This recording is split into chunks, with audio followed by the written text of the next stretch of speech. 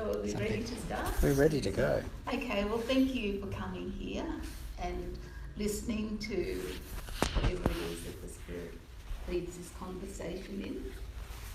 Perhaps I should start by asking you some of the questions that you'd like to put on there, and I'll see if I can address them, perhaps.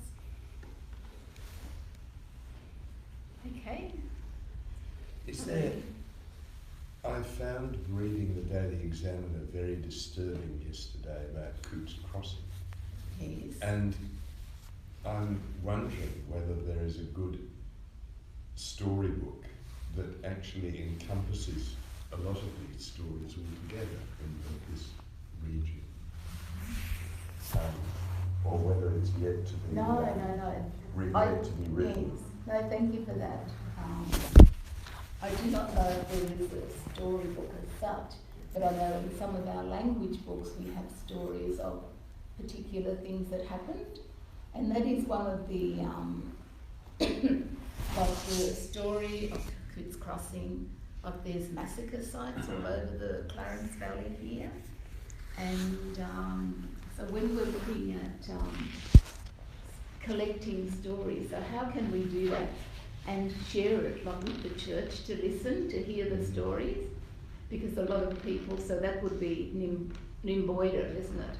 Cootes Crossing out that way. Yeah. So is that the South Grafton Parish looks after that? Yes, but yes, I think so. Yes. Yeah. Well, I hope that sort of like there'd be an opportunity for the centres to come together, like because as I said earlier, I'm from the Maclean area, the Yagle area, that when you're working with your people, you know,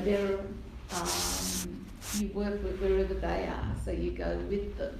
And one of the things that, like in this river theology that we're looking at doing here, riverland theology, because I find that a lot of the people do not understand why we call the land Mother Earth. And so they think that we are honouring the land instead of honouring God. That so we want to break down some of those myths. And so like this is how we see the land. It is vital to all peoples, not only to us, but to all peoples. And whichever country or land that you come from, they've all got different aspects of that land story. Like we hear the Palestinian story, what is happening over there. In the year 2008, our bishop took us, Thea and I, we were privileged to go with him when he took us on to see the Palestine of Jesus. And that was a 2 weeks course, and so these were groups of newly ordinants.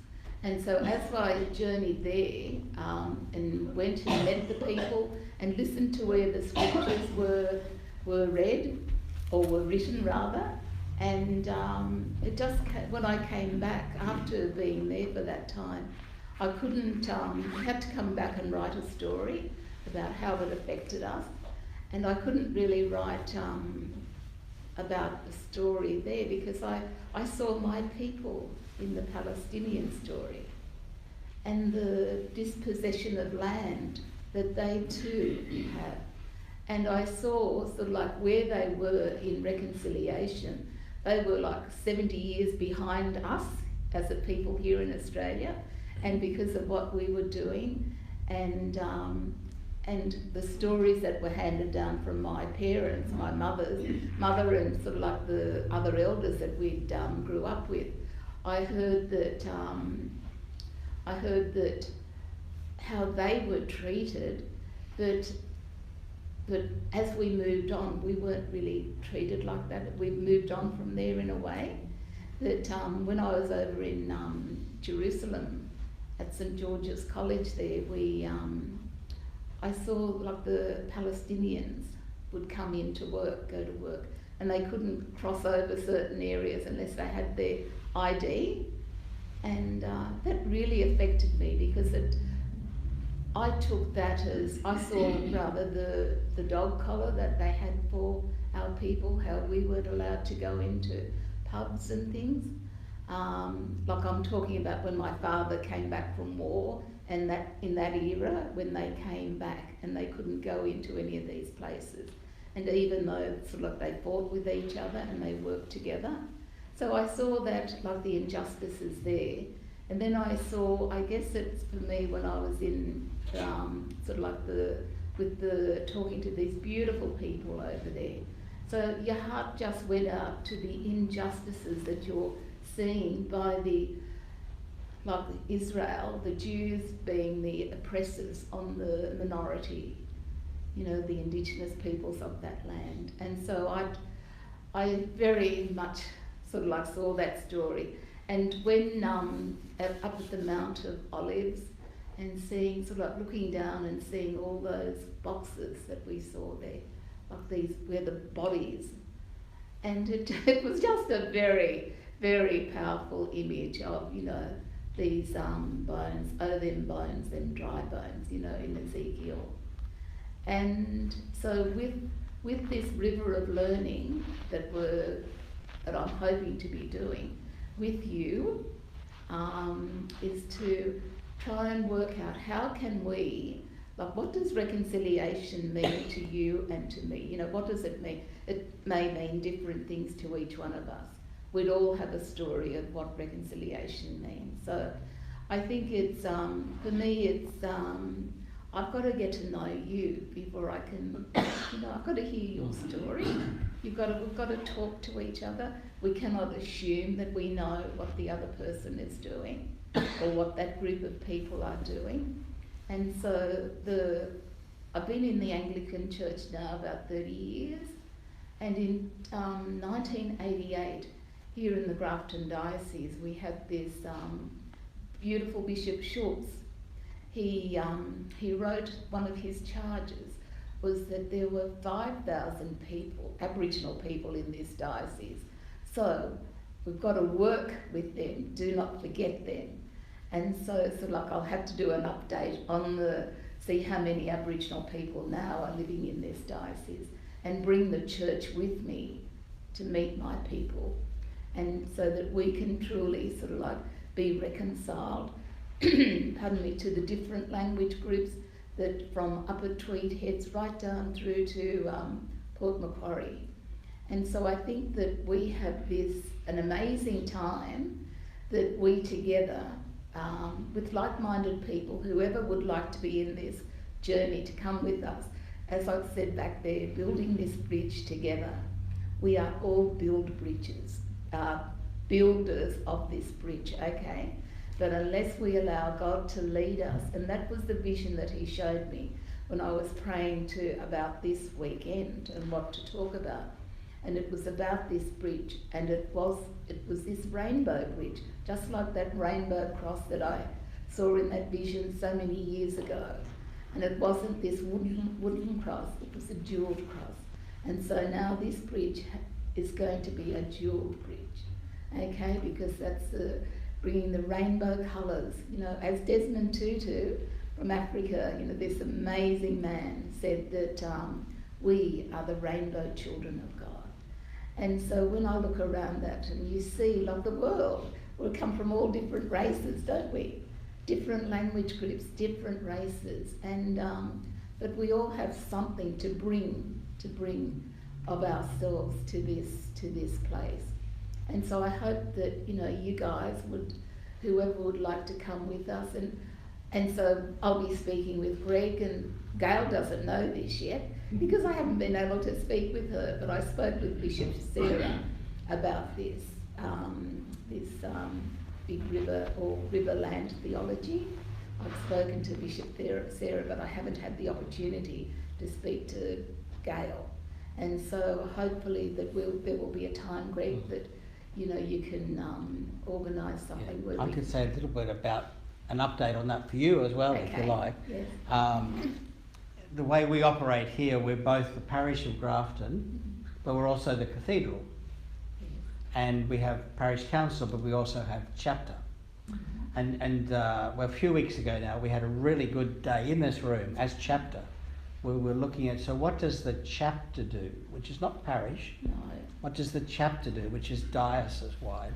And one of the things, because I'd spoken with Bishop Sarah, and Gail was here for the meeting, was to say, well, I haven't caught up with Lenore yet, but I understand that Lenore is working on a big river theology project, and one of the possibilities is for the cathedral, not as in Grafton, but as in diocese, for the cathedral to be kind of your base for some of that, because it's bigger than the city of Grafton. It's bigger than Clarence Valley.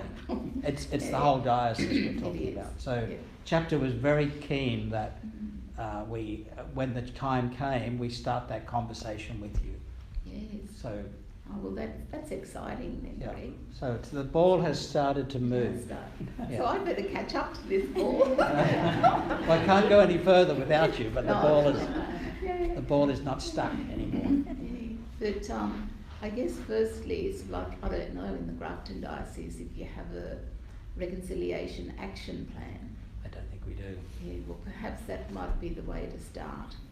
Start with something. And I was just with the health department, the primary health network, from the same as region as the diocese, and they were starting on their reconciliation action plan. And so it was like the education, they've got theirs, and so now the church have to catch up with the outside world and see what's going on there. But I think like with everything else, like we ourselves have got to be reconciled to who we are, and we cannot move forward unless, for example, like I know that there are so many things, like as a mother, as a grandmother, you know, you're going through your own everyday things with your family, and so sometimes, you know, you think, oh, what am I doing here? Lord, I'm a priest, but I must be the worst priest here because I can't even keep my family in control. That so it's a daily thing that I think that we have to do. And once we acknowledge, like we as family members, we all have our own issues to deal with, and then we have the community issues to deal with. And sometimes when you're working out in the community is very diverse. Aboriginals are very diverse people. It's just like the church. So we are the church, aren't we? All together, we are the church, this very diverse, whatever shape and form it takes, that it is very, very broad. That it's also, once you start listening, you can hear like the richness of each person when you speak to them. You know, where do you come from? Where are your grandparents from?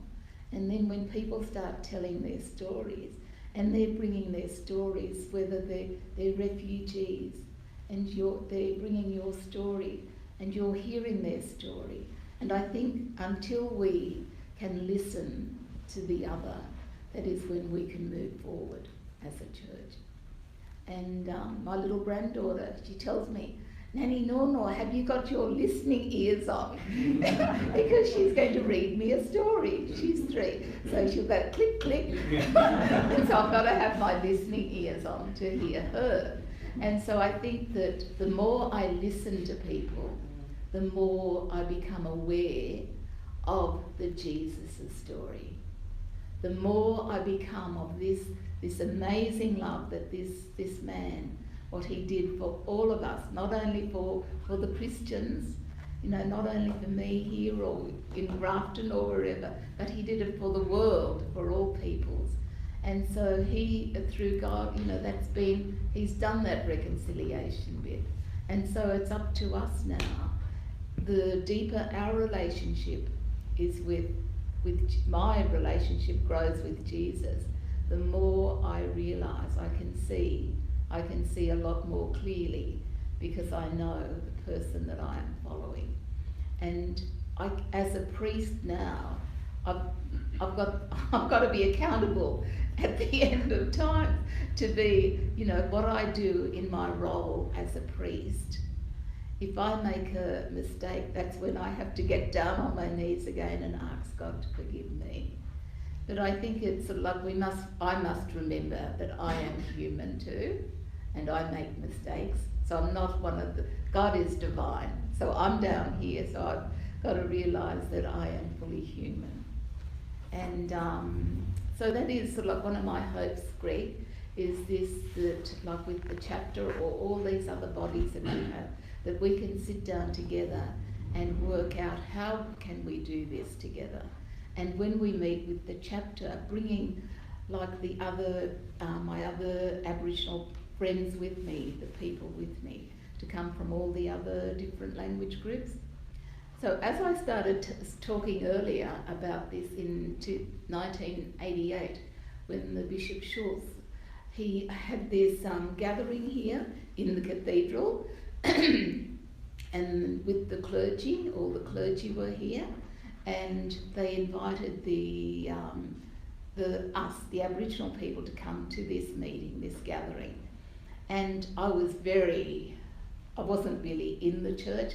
I might have just had one little finger or toe in the church, because I saw my Aunt Della's and Mum and them, they were the more mature Christians. I was the one who just come along, because they invited me. And it was Father Mark Lavelle who was Jesus to me when he came to visit me in the hospital. And he told me about this meeting that he was having with Mum and Aunt Della and them about coming to this meeting here in Grafton.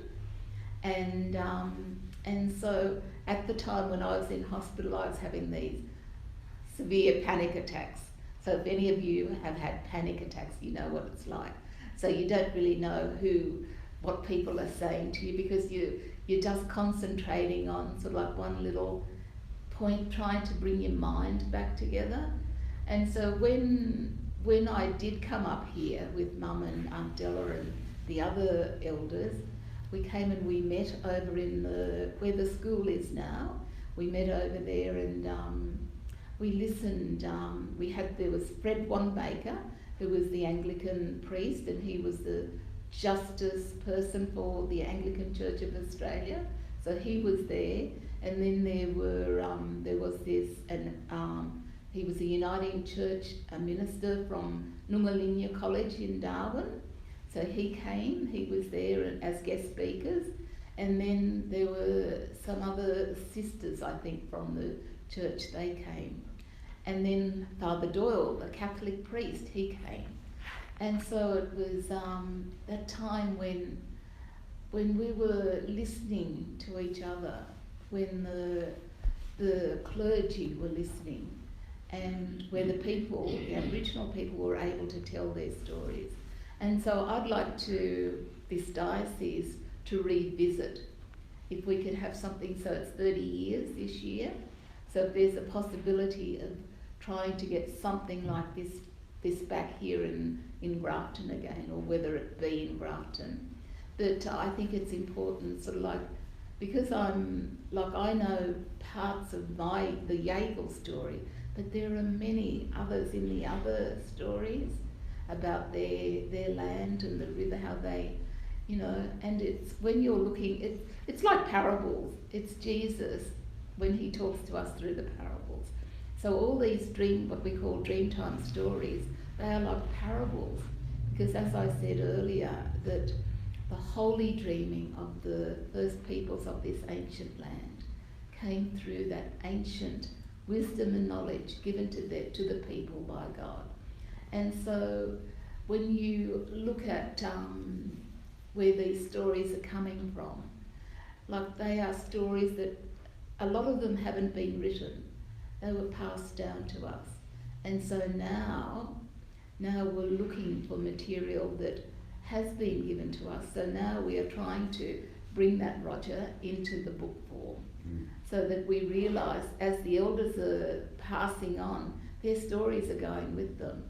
So we now have sort of like this beautiful young man, Dean, and my daughter Frances, and all these other young people who are coming up and gathering and collecting those stories. And because they've moved on from where we were down here, and now they're up there, our kids are up there in universities, receiving the education.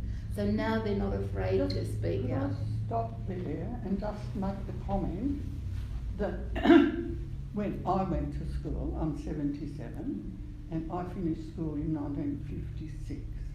And from the time I was 10, I had a dear friend who's passed and whose funeral I helped organise, but I wasn't around to cope with Lenore. She and her 3 sisters came to school in Casino, or would have been anywhere, only because our parents did not object. So people of my age, to have got an education, had such a battle, and at the end of 1956 she could not come to Teachers College with us. And even 2 years later, another girl could not come to Teachers College with us, and that was the government's law. So these people are really starting from a long way back, yes. Lenore, and I'm so proud of how you've come and how, well, I don't know whether I'm allowed to say. Go on, say it. Margot. Dr. Margot Weir's name, but yes. Like she battled that and through Victoria managed to go on. Yes. But anyway, sorry to have interrupted, but I wanted to put that in. Thank you, Thea. Because in reality, that's what, like when I went to school, we were taught about our history lessons were about Captain Cook and how the British came here. So a lot of my friends, when we have school reunions and we start, they'll ask us to talk, say something, and then when you start sharing the stories of what happened, like with the stolen generation, and they said, Lenore, why weren't we told this? And then I met about 2 to 3 months ago this gentleman who was my age, around 70. He came back because he grew up not knowing the Aboriginal people. And then when his father was a doctor, and so this Charles, he's also a doctor now, but at the age of 70, he came back because he realised what he'd done when, how he felt when the headmaster made him sit next to an Aboriginal young girl, and how he felt. And so he saw the NITV with the story of Frances and her artwork, and he said, talking about Yakel country, and he said, that's an Ulligundy Island, the island where we grew up. And he said, I never heard these stories. And so he came back from up at Sunshine Coast, and he called in and knocked at the door, and Frances welcomed him to her home. And then I said, oh, Charles, welcome. And I just took him in my arms, and you could see the emotion. He was deeply touched because he came because he knew that what he had felt in that classroom about sitting next to this Aboriginal girl was not right. And so as a Christian, he realised then that how could he had to know more. He wanted to know more about the Aboriginal story. He wanted to know more about the history of this land. And so when we're looking, I think sort of like sometimes there's a lot of deception and lies that we have been told, like through the historians and history, the books and things like that. So I think sort of like before we can move on as becoming truly the Australian Church, we have to acknowledge the injustices of the past. We have to be honest and faithful, like to each other, but also more so to God. Because if we truly believe, in who we are as in the Anglican Church, and this Anglican Church is so broad, it is so broad, and it is so rich. The heritage of the Anglican Church, it is so rich. And that's what drew me to this church. Well, it didn't draw me, I was brought in. It was the Spirit who brought me into the church here in, the Maclean Anglican Church. Because I grew up on an island in Maclean, Ulligundy Island, and it was that little island that I now call the sacred heartbeat of the Yakel people.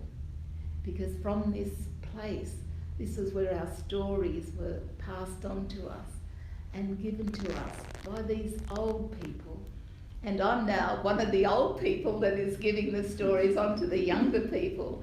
So I've got to, you know, I've got to sort of like really become sort of like, you know, a person of integrity and honesty and truth, and looking at the injustices of the past.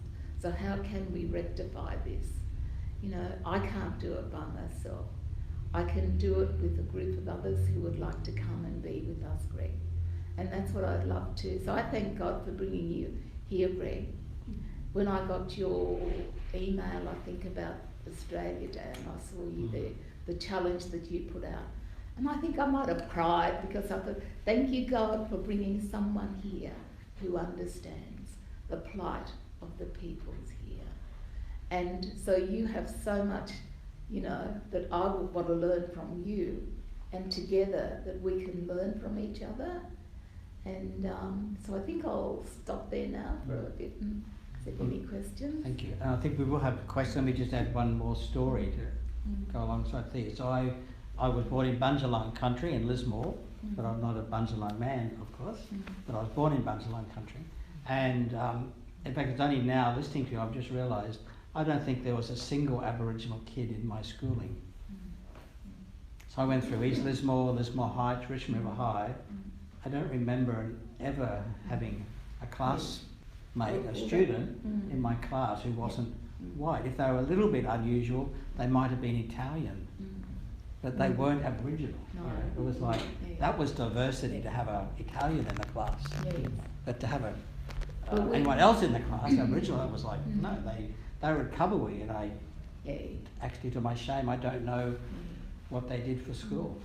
Well, we were the unseen people, the hidden people, and like my mother and my parents went to, they had on the Alagandi Island, there was a school and a church, and the kids weren't allowed to go to the mainstream school.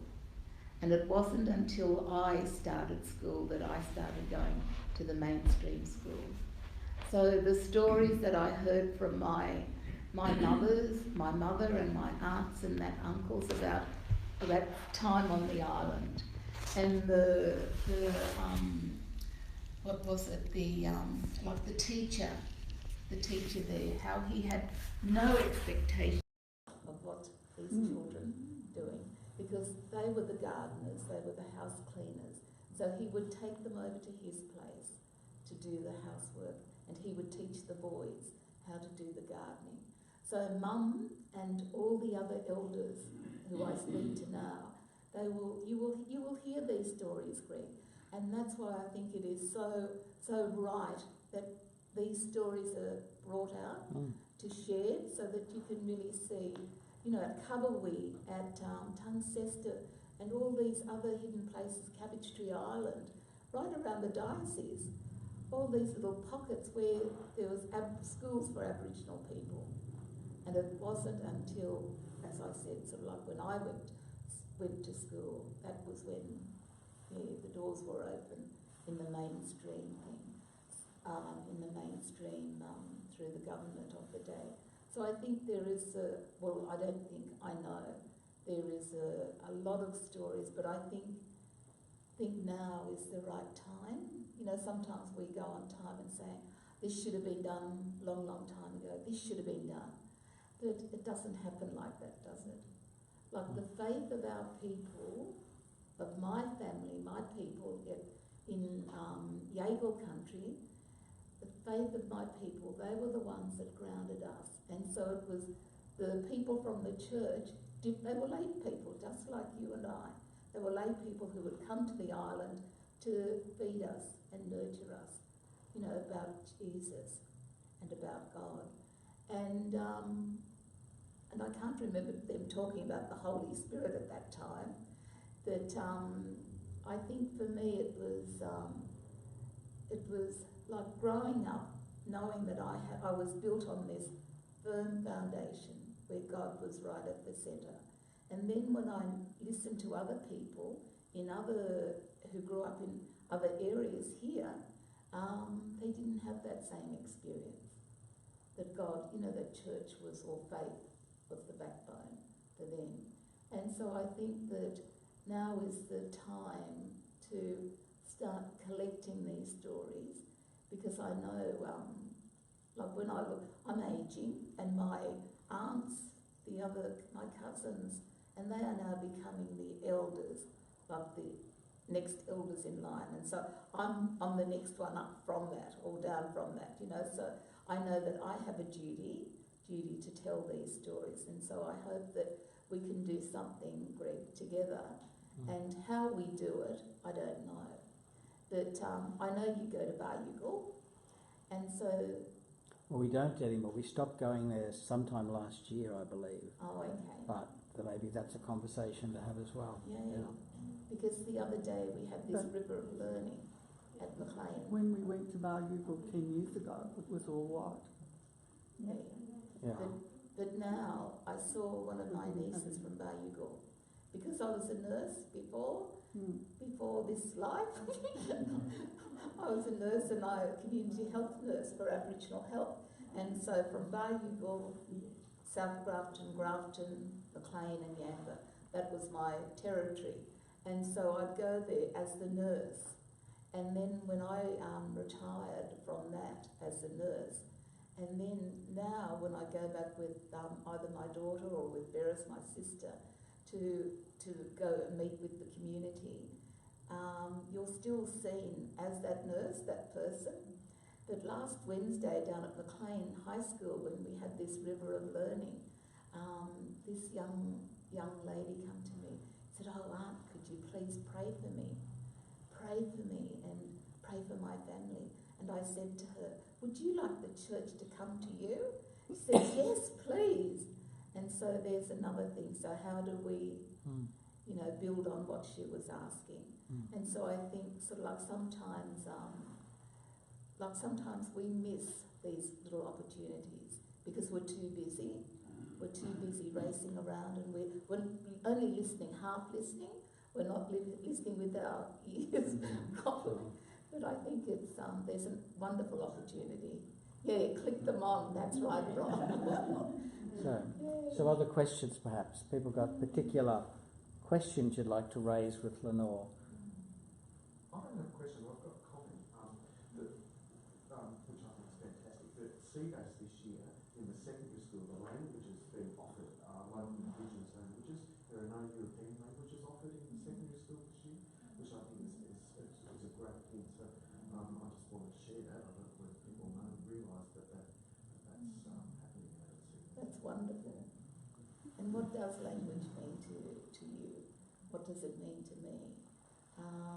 As starting to learn that there was a language, the Yagal language, that we started to come to know.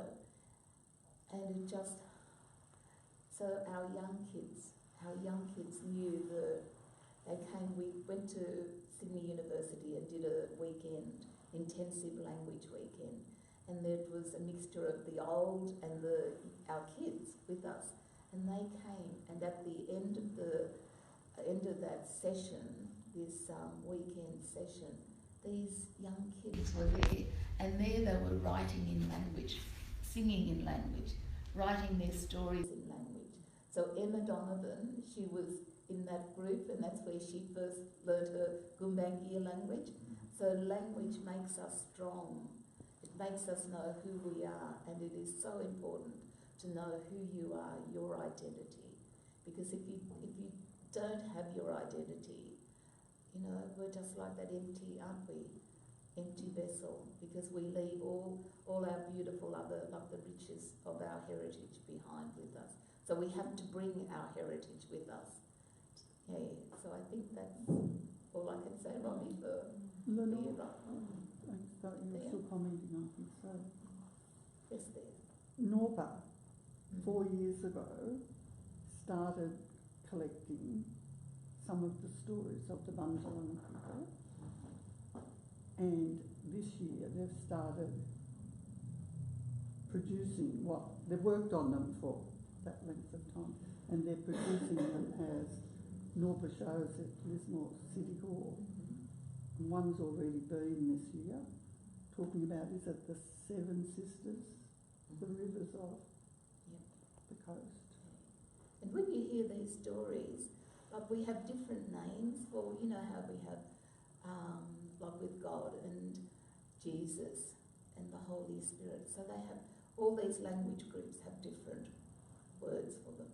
And so now, when you speak in sort of like, as I did this morning, like with Magandaya, you know, and so you're in a way demystifying the faith or the spirituality of who we are as a people.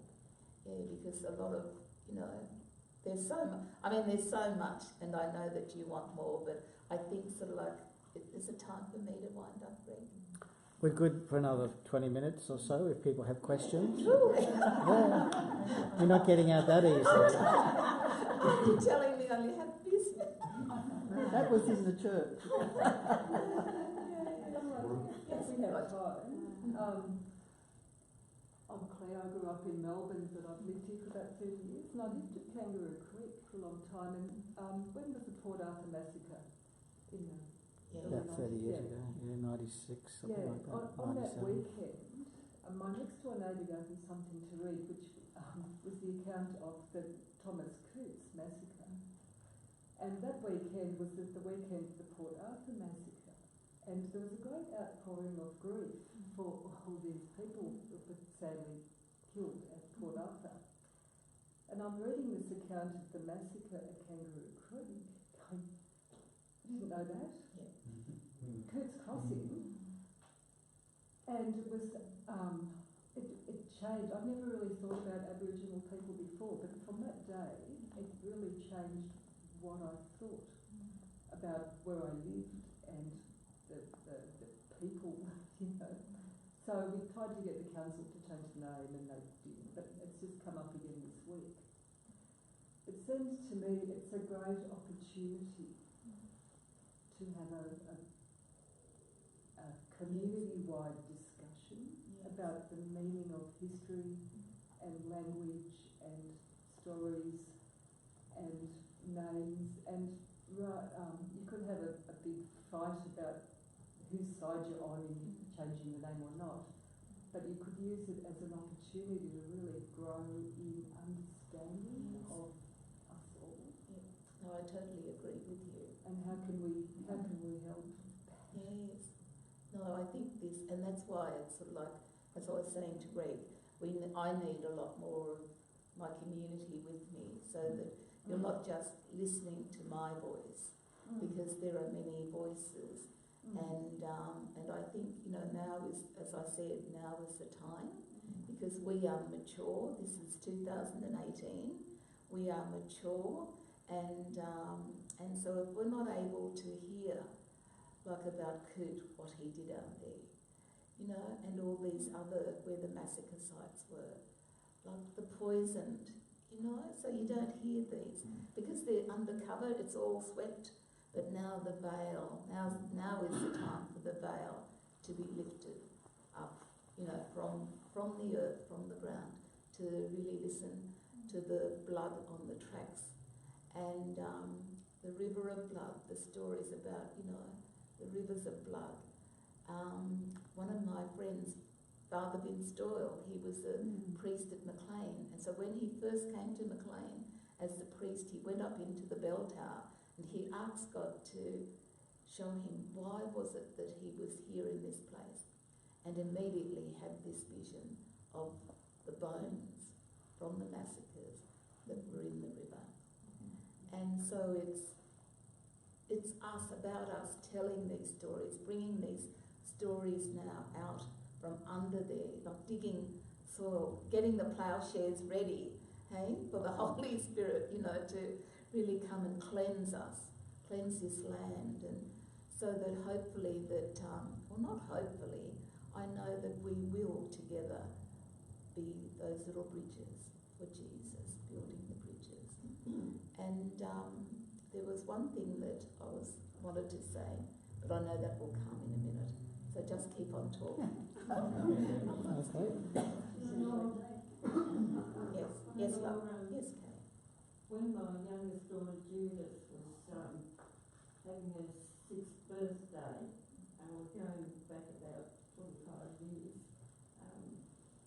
Yes, she was having a birthday party at home, and one morning the teacher phoned me up and she said, Mrs. Weir, she said, do you realise that your daughter has invited every student in her class to come to her birthday party?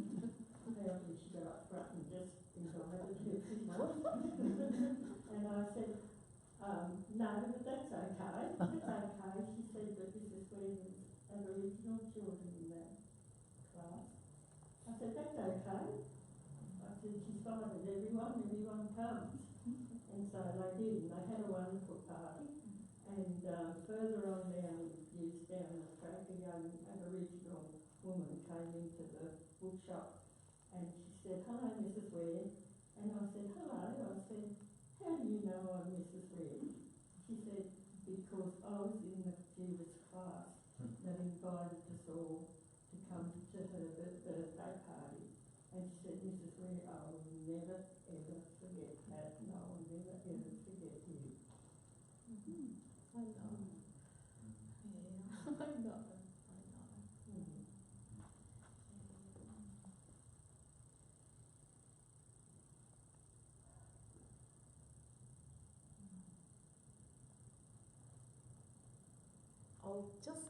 I just want to sort of like in a way, I guess, conclude by telling you that ever since I had this about 3 years ago, after doing Christingle out at Hillcrest, my community, with these kids, and then I was out there with some of my friends from the, Maclean Anglican Church, dressing these kids up and with the candles and that, and then, but after that service, I heard this voice saying, my people will perish without a vision. And so that led me then to speak to the Maclean Church when they had their AGM the next January or February, and told them that I was being called into a new mission now, and it wasn't so much with the parish as such, like doing services up there. And I said, I feel that sort of like the Spirit, He's calling us to go further.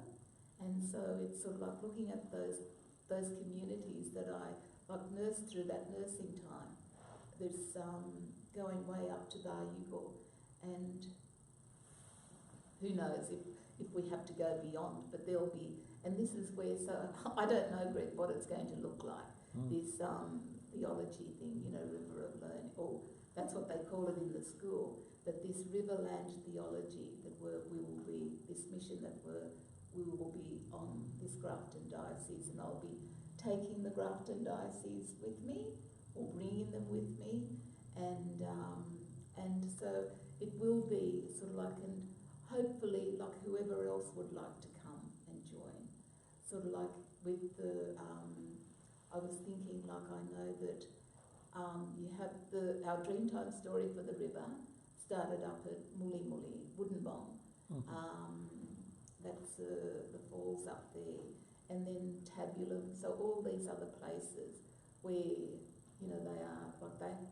We all hold, like all story holders of this river creation story, and so you will hear a different interpretation of the one story. And that's what I came to realise, that like with the scriptures, there are many different translations of the scriptures. And so how do I interpret? What is my interpretation of the scriptures? Like, I guess looking through my eyes, and the more we go on this archaeological dig together of the scriptures, when I go down to, I've been offered to or invited to go to Melbourne to Trinity College, and I go down there for sort of like the part of the first term, and Samuel Dow, who was the chaplain there, and he and Jazz, they invited me to, when Jazz was having her first child, they invited me to go down and be the chaplain, or to assist him in his role as chaplaincy. So when the new kids would come in to the college, and there are 300 kids there, and or young students, I should say, that they all come. And so first of all, you have the orientation. And so in that week before everyone arrived, Samuel had me doing things that, like inviting the kids to come in, and the kids would have to walk through this smoking ceremony.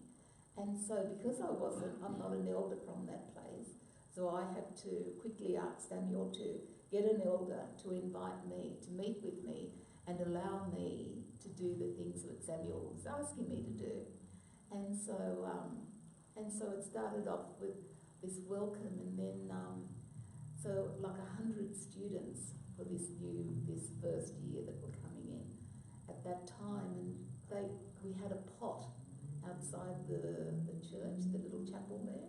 We had a pot with the soil from that area and the gum leaves from that place, and then the smoke, and the kids would have to walk through that smoke. And then as they walked through, I would give them a water blessing. And then once they were all seated in the chapel, then I would tell them that was like their initiation into this new place. And it was like baptism, that's an initiation into this new journey that we're on, you know, and that's the initiation for the men, what they go through.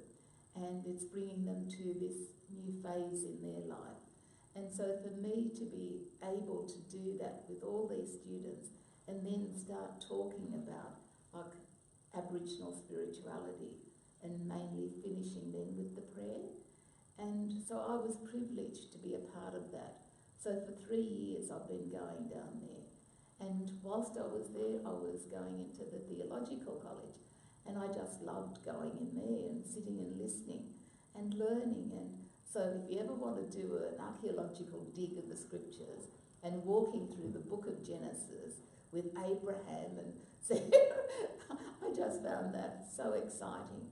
So I don't know, so Greg, you might be able to do something up here with us, you know, because I just found that, for me, I didn't see Abraham and Sarah. I was looking at my great-grandparents, my grandparents who led us in that community, like on the island and at Ashby, and they were the men and women of faith. So I saw them in that story. And then as they moved on, I could see then all the other people who were there, who were part of this collective story. And then when we moved back to the island when I was about 8, we moved back there after a big flood. And so there was a flood in the book of Genesis.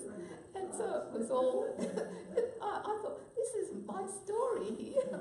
And so, you know, it just gave me this new thing of, like, the stories, it is a part of our lives, everyday lives, you know, that we live in communities, and we all know what floods are, you know, and we've had that experience. And then when I went into the New Testament, sort of like with John, looking at the Gospel of John, and I just saw myself there in that story, the story of my people again, because that was how we lived, like as Jesus told us to, you know, sharing and caring for each other. So I just came away so rich, you know, so rich from those times that I go down there. So as I take the gift of Maclean and the parish of Maclean with me, then I come back with this wonderful gift that I have to share with others. Yeah, so no, I really enjoyed that. Wouldn't it be good if we could make this also a physical journey? I mean, you talk about the communities of Wollongong and Erdenville and all that, to actually physically walk this journey in stages and have like a sort of pilgrim way down the Clarence from top to bottom, so that you could, and you don't have to do it in one go, you can do it, and actually joining communities up and spending nights talking about their stories and eating with them. It's just suddenly something that just popped into my mind. And taking like the message stick with us. Oh, Roger, thank you, Holy Spirit, for showing us. Wow. I think I don't need to say anything more now. Thanks thank you for starting the conversation. It's not going to be the end of a conversation by any means. No, it's just the start. And it's interesting that you started towards the end, you're using the metaphor of excavating the scriptures and so on. Which what you were just saying before, we were talking about sort of digging into Abraham and to John and so on. Because next week's Dean's Forum actually has the title Excavating the Lord's Prayer, with that idea that I want us to focus on the Lord's Prayer as one of our most sacred texts, but to dig into it a bit and kind of excavate it and see the fact that there were actually 3 ancient versions of the Lord's Prayer from the 1st century, and in fact none of them are the one we use in church, but never mind. But you can see how it's morphed over the period of time. And then the following week is Synod, so we've got enough going on without a Dean's Forum. But the final Sunday in June, again, goes back to where you started. We're going to be looking at prospects for justice and reconciliation and peace in the Holy Land, talking about Palestinians and Israelis, which is one of my passions, of course. So I was interested in the convergence between the way you were approaching things and your own deep empathy for the Palestinian people in their difficult circumstances. So the conversation has been happening for a while, but I'm glad that our conversation has now started. And thank you for being here this morning. And there'll be more things happening. We just don't know yet what it's going to look like or whatever. But there is a journey of reconciliation and finding our place in this land. I'll just finish with one kind of funny, hopefully funny personal story. For years I've been teased about my olive skin and brown eyes, and once upon a time I had curly dark brown hair. And various friends that are Indigenous have sort of commented that I must be one of them. So I decided last year to have my DNA test done to try and discover that I was in fact part of the Bundjalung people from Lismore. I'm 99.9% Irish and English. I'm as boring Anglo as you can be, and the 0.01% is from Palestine. So there you go. So how that bit got there, we've probably all got that in our DNA mix. But despite all that sense of, well, maybe I am Indigenous, no, I'm as white as they come. I just happen to have olive skin and brown eyes, dark curly hair. So there you go. So it's wonderful to have you with us, both in the liturgy and also for this time afterwards. To be sitting where I was and sort of watching watching how you were operating there together at the altar was a wonderful blessing, and I'm sure it was a blessing for all of us. So thank you very much. Thank you, Greg.